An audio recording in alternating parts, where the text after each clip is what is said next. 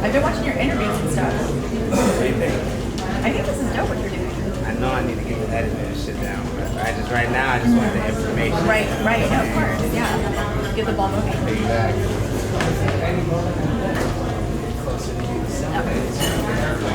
All right, so this is a special Central Coast conversation. I got a Central Coast building. Thank you, I appreciate it. Thank you. And I never been to shows, so it's kind of So you're about to be in for a treat. This place is super awesome if you like treat it. Okay. And like Big Sign, like Summer style barbecue. Okay, they got the Santa Rita. Yes, oh yeah. How long have you lived on the South Coast? My whole life, pretty much. And you never been here before? I just started kicking in Santa Rita. Like, I live in the Como, but I'm like the North County, like San Luis. Right. So not really this area. Okay. Exactly. Okay. So it's time that he gets familiar with it. Yeah, you know what I'm saying? I'm learning. Get with the program. I'm learning. So for those that don't know about your history, like, are you from the area? Yes, I'm actually from the Como as well. So yeah, so I'm a native of the Coast. I've been living here most of my life, basically. I've been radio for, we didn't get so much. I've been in radio for a while. But I'm currently right now, thank you. I'm so excited for this. I'm currently doing the morning show at 95.7 Beat. I've been doing it for about 2 years. I've been there for almost 3 years. Yeah, and I also do Slacker Radio, which I do the R&B hits station on there as well. Are you still doing Dash? Yes, Okay. yeah, the R&B. Okay, Yeah, so, Slacker Radio. okay, so I mean, like, that's kind of why I want to talk to you about this, because I didn't want to just come with the regular, like, how do we get stuff on the radio, because that's not really up to you. Okay, You know what I'm right. saying? So, but I do know that you have your tastemaker out here. I noticed that anytime I post a picture on my Facebook, people care. You know what I'm saying? So you're a voice out here. So I kind of want to come at it from the angle of, you know, what do we as artists need to do just to get someone like your attention? You know what I'm saying? To make them be like, hey, he like, check this out. You know what I'm saying? Not so much to play the record. Right. I just think like just be different from everybody else, not trying to be somebody else, like whatever it is that's on the airwaves, like not try to imitate their style or their sound or anything like that, because we have to understand like a lot of the songs that are on the radio now, those are not new songs even though we're hearing them for the first time or whatever. Like those songs have been on the radio for, or not on the radio, but they've been out for like a year and a half. Right. So they've been, in the process. So people that are trying to make songs now, they try to like, sometimes I see, not necessarily in this area, but just in general, new artists that are coming out, they try to somewhat mimic the whatever the sound is currently. And by that time, like it's like by the time that song comes out, it's like, all right, it's already shifted. You have to be ahead of the game kind of thing. So I guess to get my attention, it just has to be different from everything else that's out there. And I just think you have to also know like who your demographic is. Or like, are you singing to the ladies? Is it for the fellas? Is it for like the younger adults? Is it for older adults? Like what kind of music are you? Who's your audience? So what is your guys' audience for those that don't know? Like, what our biggest demographic, I think it's like women 18 to 34. I think that's our biggest like demographic. So yeah. That's probably why you represent. Yeah. Okay, so then what are you listening to right now? Right now, on repeat, ever since this album came out, like I've been super obsessed with it. Like I'm a big Kanye fan, like huge. Ever since college dropout, like that's my shit. Shit. So yeah, so Kanye is my shit, and these new projects that he's been putting out with like Pusha T, Ye, and Tiana Taylor, Nas, and everything else. Like Tiana Taylor, I absolutely like before I even heard this album, I was not really familiar with her music. Like I'm not gonna lie, Okay. I was not familiar with it. So going into this album release party, I was like kind of skeptical because I was like, okay, she was like, yes, I got to go to 2 of them. So I went to Tipsy Ghost with Kid Cudi. That one was fucking amazing, and Tiana Taylor, that one was like beyond my expectations. So like I said, I saw her as the girl on Sweet 16. Like okay, I didn't really, I wasn't familiar with the music. And as soon as the first record dropped, which was The Rose in Harlem, like I just got goosebumps. And that's how you know a song is really good, just like every hair on your body just stands out. And so I listened to that album, I don't know how many times. It's still in repeat on my phone right now, and it's just, she's great with voice. Her lyrics, like everything for sound, like that. It's amazing. It's not like you can't really compare it to like anybody else. She's a star. She's definitely Absolutely, a star. absolutely. I think it's interesting that you bring that up because about the whole Kanye release, like to me, I found it very interesting. I mean, Kanye in general is interesting to me because I feel like he kind of embodies a Central Coast rapper without being from the Central Coast. In the sense that, like, you know, he loves the urban style, but he's a college kid. Right. You know what I'm saying? He's educated. Like, yeah. Yes, so, absolutely. I mean, there's the blend of that, even with this whole taking people out to the campfires and that's if you add the beach life to it, that's a lifestyle. You know what I'm saying? And everybody was hyped about it. So to me, that been like. You guys have any appetizers or anything? I'm good right now, actually. Do you have like a? There you go. Do you have like a Lisa appetizer? I'll try that. Yeah. Okay. I'll just take a bite out of this plate. Okay. All right. Sounds good. Thank you. So to me, that says like people are open to new experiences. It doesn't have to be just the club turning up and listen party. Like, and I think that we have a unique opportunity out here. But I'm wondering if it comes back to around to what you were saying about sounding unique. If they had the sound, LA has the sound. Do you think we need a sound out here? Is that I just feel like you don't have to have like a certain sound to be like on from the Central Coast because the Central Coast is so diverse as it is, and I just feel like like everybody comes from different influences, and I just feel like just being yourself and it portrays like whenever you come out with a song, like you could be singing a certain song or rapping a certain song, and if it's not your thing, like you could like that guy's fake or that girl's fake. It doesn't feel authentic, and when it's like coming from the heart and that's like your shit or whatever, then you can tell like, oh my god, like you feel it. You don't just hear the music, you feel it. So I just feel like there doesn't have to be like a central coast theme, I guess, like a certain sound.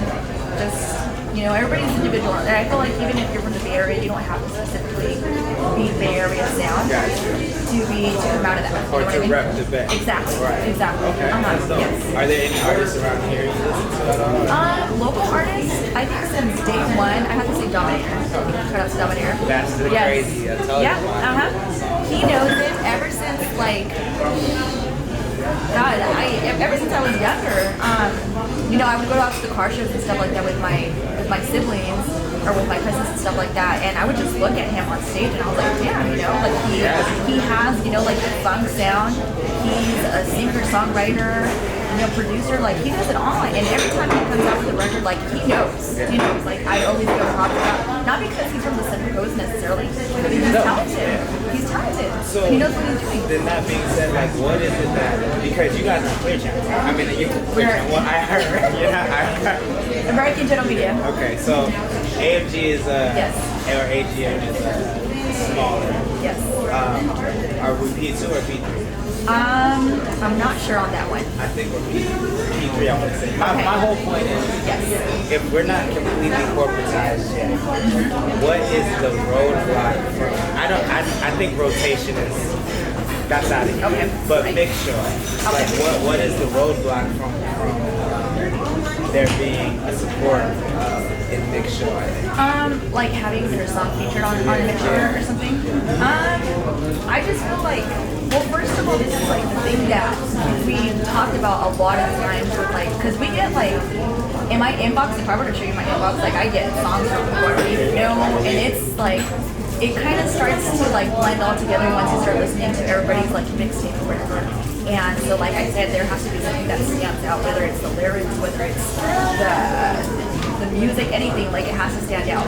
So I just feel like I don't know if you heard like that saying you can't be a prophet in your own land. Yeah. Okay.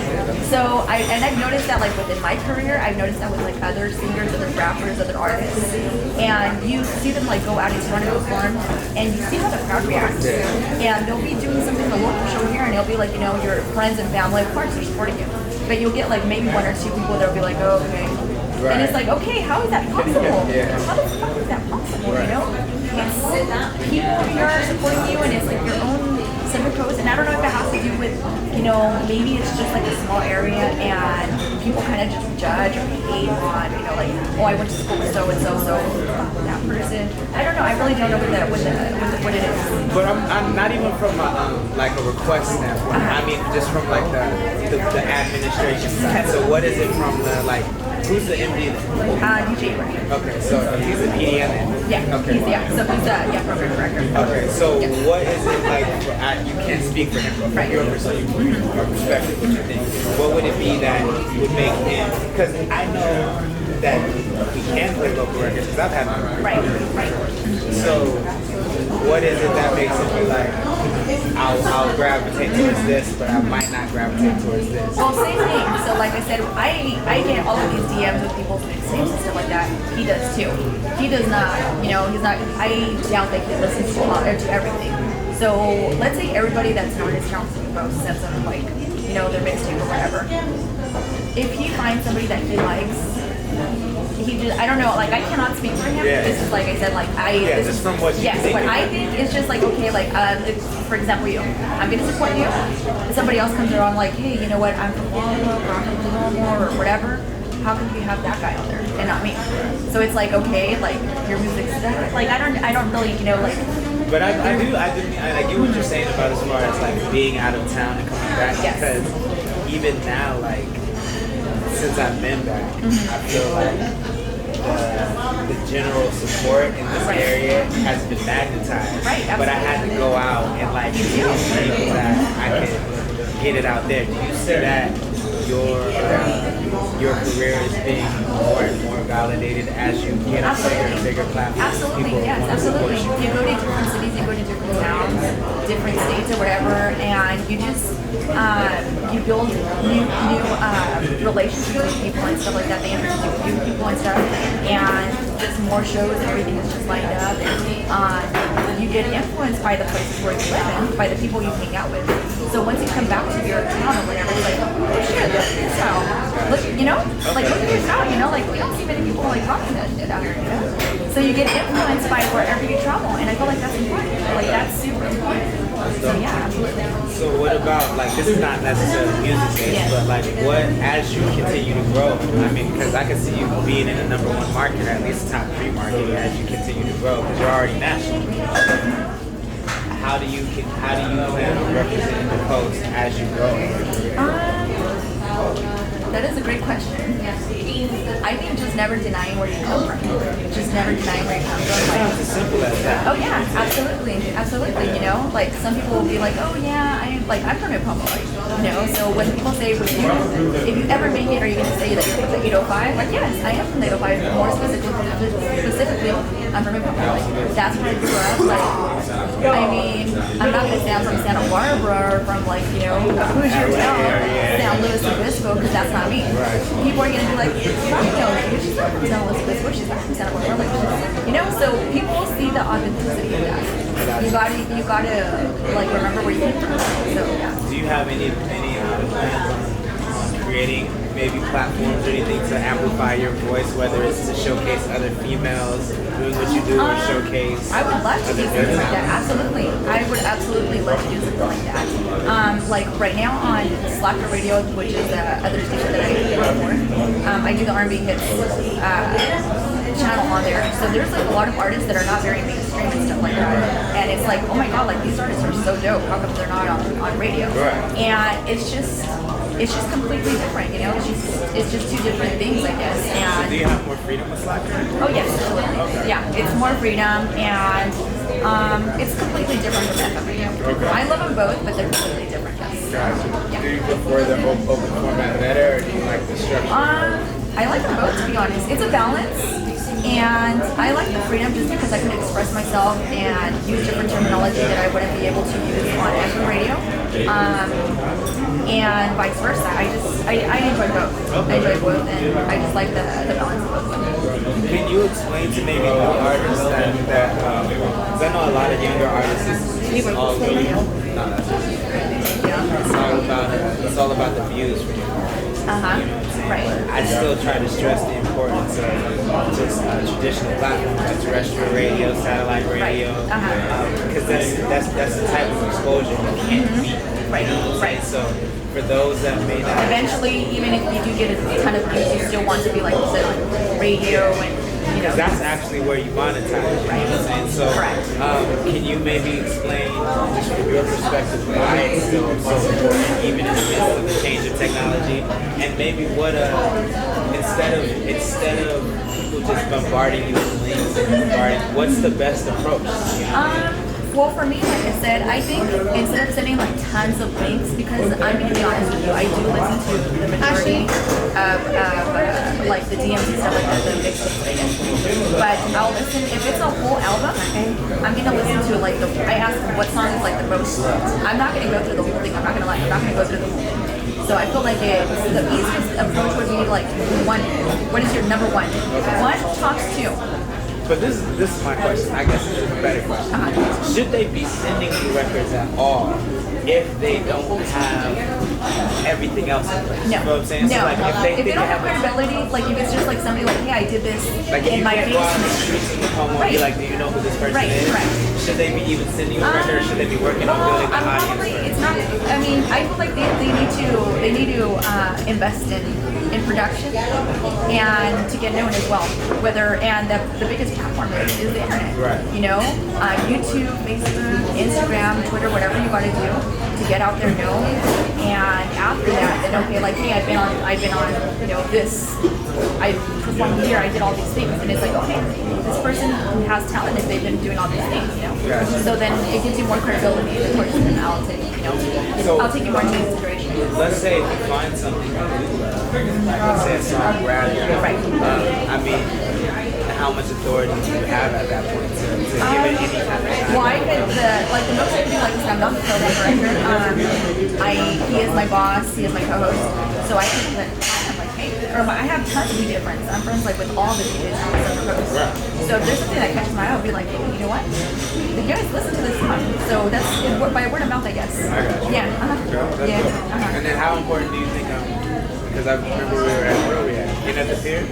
Probably. And at the pier we were talking about events and how you can just create a scene. It doesn't necessarily have to be about listen to my record, listen to my record. We can just come together and have a good time. Like I don't know if you heard 4th of July, we just put together last I week's saw party. the pictures. And it was super lit. Right. Yeah, no, I saw the pictures, I saw the videos. More things like that. Right. We're finding that people can just come together and like just get to know And each just other. vibe and yeah. You know, then right. more things can go on. Uh-huh. Is there any plans maybe on your side or the beat side to get the community involved like that? Or is there anything we as artists can do to maybe get you guys involved? As far as I know with the beats, not anything right now. I would love to do something like that.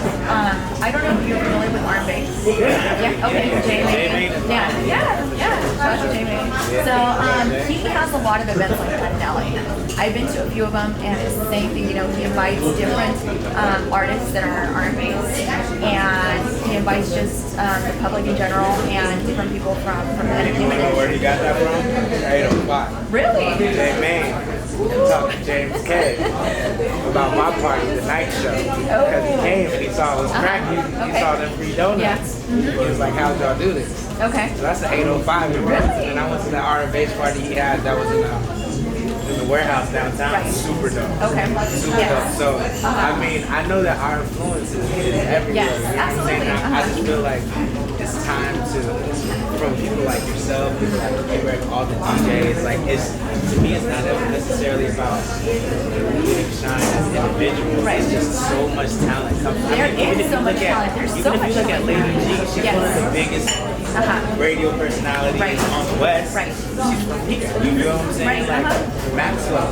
is one of the biggest radio personalities in the country. He's the MD for Z100. It doesn't get bigger. Right. He's from here. You know what I'm That's saying? crazy, Like, yeah. So, I mean, our reach is, I would. Yeah. And then are you guys ordering dinner? Because it's This is I am. This is This is dinner? Yeah. All right. Yeah. And then you're okay on your drink? Gotta I'm be drinking. good. Yeah. Thank you. So, I know people are going to be like, he's drunk. Obviously, I'm not much of a drinker, as you can tell. She's keeping her composure. I'll be a lot. She's all good. And so, I just think that it's time to really, like, Because to me, I bring this up every time, but it's like we have people like Kyle, we have people like Anderson. Right. Like, For the 805 as well. yeah, and they're representing. Yes. But they don't necessarily come through. Right. You know what I'm saying? And I feel like that's because at the end of the day, you have to look at it. And then I feel like this is where I messed up when I was like as a peak. You look at it like, what's the point? You know what I'm saying? Right. But there's something to be said about having a national platform, not having a chokehold on the city. Yeah. You know what I'm saying? Like, Right. that's something I emphasize in every conversation because I've been on tour with Cuddy in Australia. I've been on Noisy, I've been on Complex, I've been on Vibe, Okay. did all those things, I've been on Sway multiple times. Right, yeah. But I did not have my city in chokehold Yeah. during this time. So if they would have came back to this county and said, yo, do you know KO? Maybe 4 out of 10 people would say that. And because of that, it never really jumped to the next level. And so that's what I'm trying to, especially now, like I had to leave at a time when Yes. YouTube didn't exist. I had to go to LA. Yeah. But now we have all these things. We can really rep the city. We don't have There's to so leave. many tools right now that, you know, a lot of artists did not have back then. And, you know, like, you have to take advantage of all these things and get out of your circles. You obviously share it with your friends and family and, you know, those people that you care for first. But have them share with other people. Or you, like I said, that's why you have to go and travel and go to other places that maybe have never heard of you. So that you can get your music out to not just your circle, but to other places, to other circles. And because if you're just like playing your music here for the circles and stuff like that, like how are you supposed to expand? Right. You know, you have to go out and expand and then come back and be like, okay, like, you know, build a name for yourself kind of thing. So This is a question I have. So Yes. because we all know advertising makes radio go around. Is it smart for an artist to maybe advertise if they can't get airplay to advertise their record on radio? well, there's the only way to. I wouldn't even say I don't even would call it advertising. I guess like if you want to get your record like. Is that your thing? Like you want to get your record to somebody in radio? No, Or I'm what do you saying mean? so like specifically on the beat. Like, let's Okay. say like we know we got to build an audience, so we can't just send you the record, but we can buy 50, 30-second spots in a month. Okay. Then would you or E-Rec look at it like, oh, this dude is really I think investing in that would himself? be an E-rec question, but the way to that would be an E-rec question for sure.